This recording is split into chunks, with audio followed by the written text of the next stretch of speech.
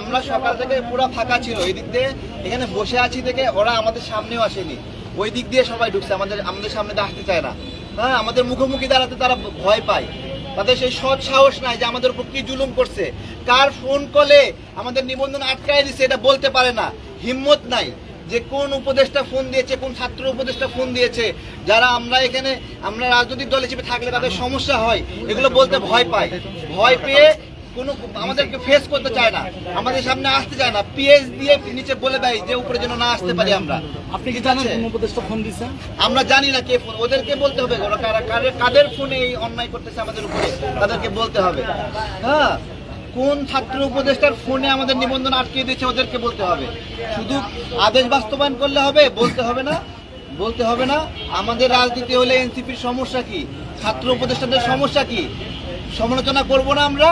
কথা বলার কারণে রাগ করবে আমাদের উপরে, কথা বলার কারণে, সমালোচনা করার কারণে আমাদের উপরে প্রতিহিংসাপূর্ণ আচরণ করবে, আমাদের উপরে প্রতিশোধ নেবে, তাই তো নেক। আমরা এখানে আছি, এখানে আমাদের বাঁচার অধিকার নাই।